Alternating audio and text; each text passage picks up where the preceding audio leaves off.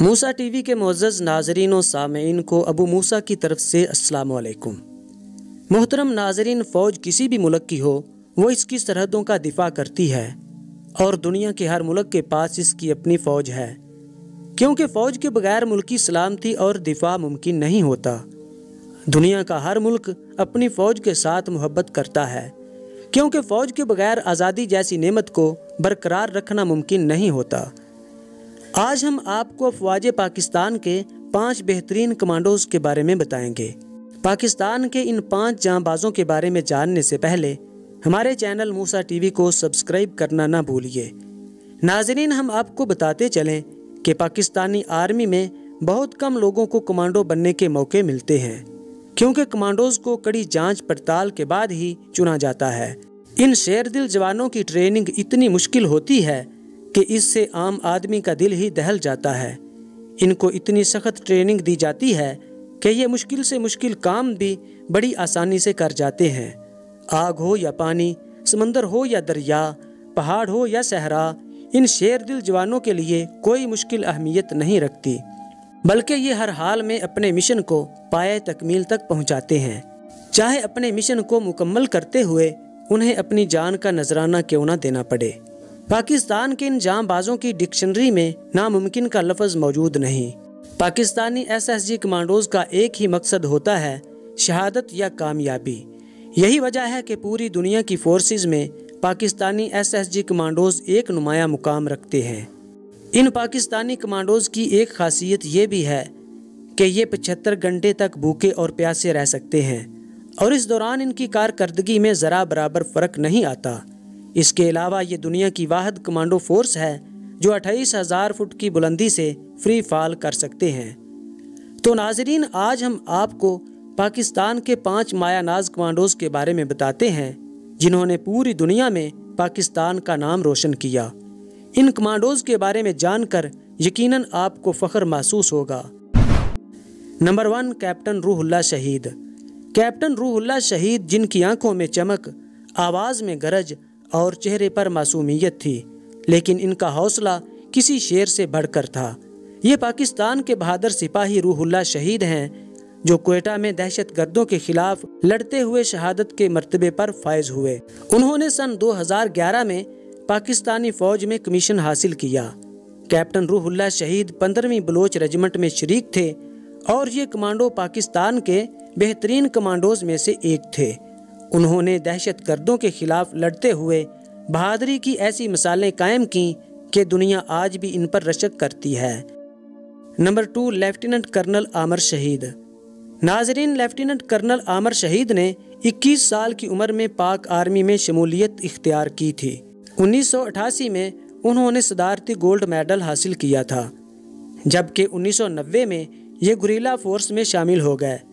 SSG میں شمولیت ان کا خواب تھا اور 2005 میں ان کو اینٹی ٹیررزم فورس میں ستارہ بصالت سے نوازا گیا، جو کہ ان کی شجاعت اور بہادری کا منہ بولا ثبوت تھا۔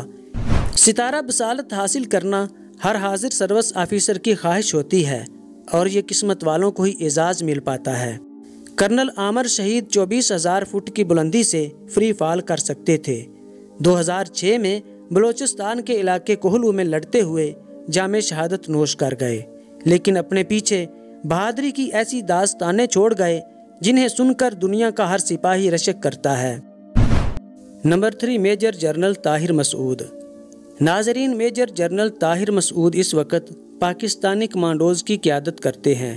جرأت و بہادری کی جاگتی مثال میجر جنرل طاہر مسعود 10,000 فٹ کی بلندی سے فری فال کرنے کی مہارت رکھتے ہیں۔ 23 مارچ کی پریڈ میں میجر جنرل طاہر مسعود 12,000 فٹ کی بلندی سے فری فال کر چکے ہیں۔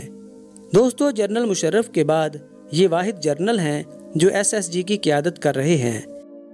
کیپٹن عابد۔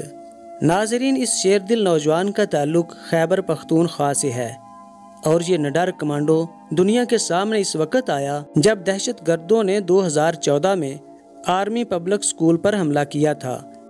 انتہائی حساس آپریشن کے دوران یہ بہادر کمانڈو اپنی فوج کی قیادت کر رہا تھا، اور اس وقت کمانڈو فورس کو بہت ہی نازک صورتحال کا سامنا تھا۔ انہیں معصوم بچوں کو بھی بچانا تھا اور دہشت گردوں کا صفایا بھی کرنا تھا۔ پیشہ ورانہ صلاحیتوں کو بروئے کار لاتے ہوئے کیپٹن عابد نے وہ کر دکھایا جس کی شاید ہی کسی کو توقع تھی۔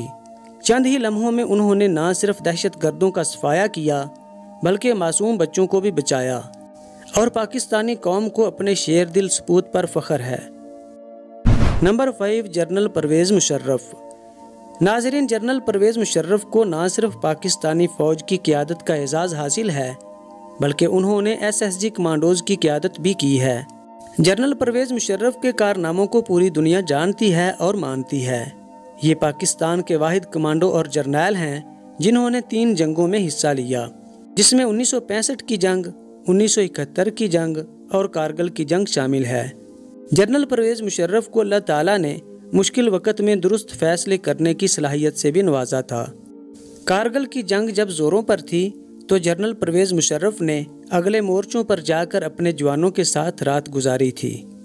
اور اب آتے ہیں جنرل پرویز مشرف کے اس کارنامے کی طرف جس سے بہت کم لوگ واقف ہیں۔ ناظرین، 20 نومبر 1979 بروز منگل اسلامی سال کے پہلے مہینے محرم الحرام کی پہلی تاریخ تھی۔ خانہ کعبہ میں نماز فجر ادا کی جا رہی تھی۔ امام صاحب نے سلام پھیرا ہی تھا کہ کچھ حملہ آوروں نے ان کو گھیرے میں لے لیا اور لاؤڈ سپیکر اپنے قبضے میں لے لیا۔